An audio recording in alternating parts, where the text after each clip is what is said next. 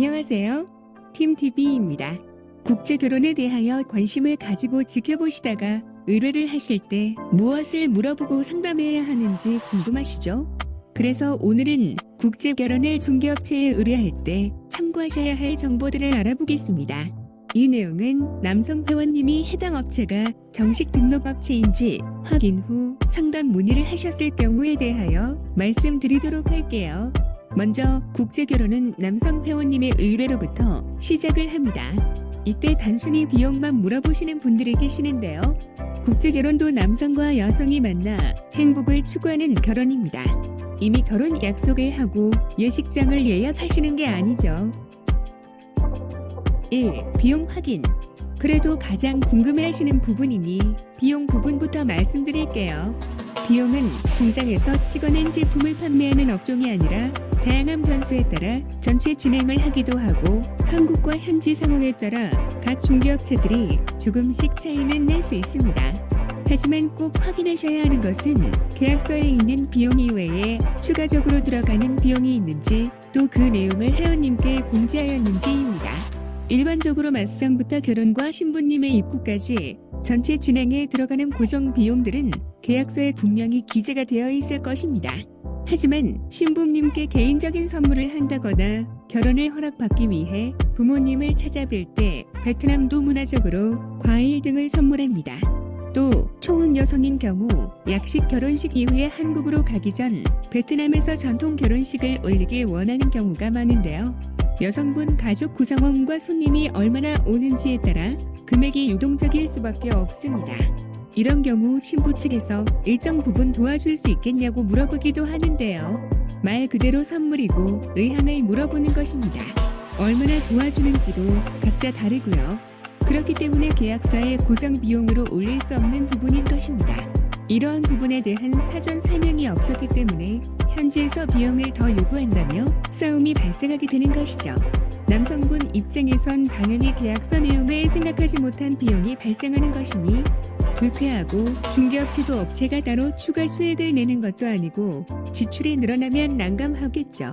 금전과 관계된 부분은 예민하기 때문에 충분히 공지되어야 하고 가능한 서류화시켜야겠죠.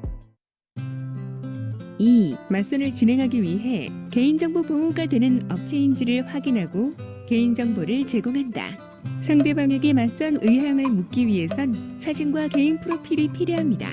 맞선을 진행하기 위해서는 두 분 모두의 동의가 필요하기 때문이죠. 사진은 가능한 최소 3장, 많을수록 더 좋습니다. 상대방에게 어필할 수 있는 방법이 많을수록 당연히 확률이 올라가겠죠. 평소 사진을 많이 찍으시거나 셀카에 자신이 있으시면 평소 찍어둔 사진이면 충분합니다. 다만 한국의 20에서 30대 남성들이 아니라면 사진 찍는 걸 많이 꺼려하시긴 하죠. 이럴 경우 프로필 사진을 따로 찍으시는 걸 추천합니다. 일반적으로 베트남 여성들은 깔끔한 스타일을 좋아합니다. 모나미 볼펜 아시죠? 일명 모나미룩이라는 하얀 셔츠에 단정한 바지를 입은 스타일을 선호하죠. 의뢰를 하실 때 단정하고 깔끔한 모습의 사진은 확실히 도움이 됩니다.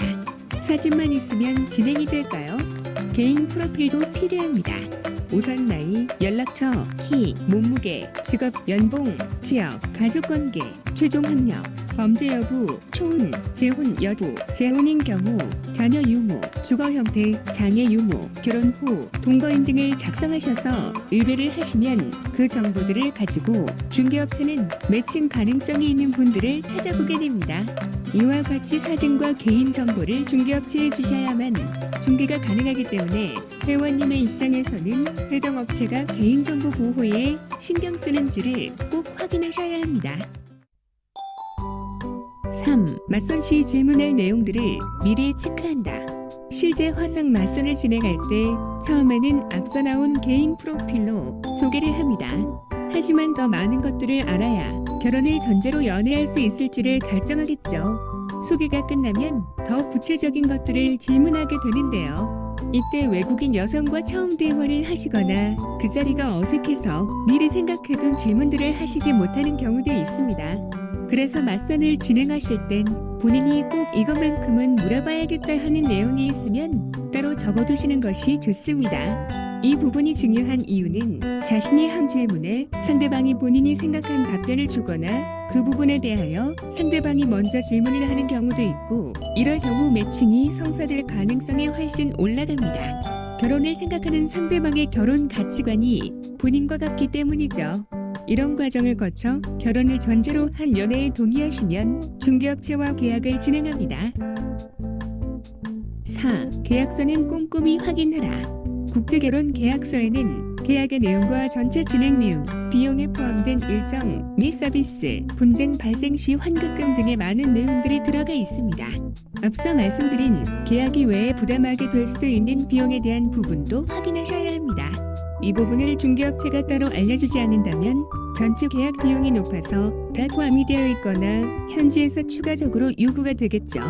오늘은 이렇게 국제결혼의 의뢰부터 계약서를 작성하기까지의 내용을 정리하였는데요. 국제결혼을 상담하실 때는 계약서를 보면서 상담하시는 것이 가장 좋습니다. 계약서에는 회원님이 받으시는 모든 서비스와 하셔야 할 부분들이 모두 나와 있기 때문이죠. 그리고 의뢰를 하신다면 사진과 프로필을 준비하시면 됩니다. 이상 팀TV였습니다.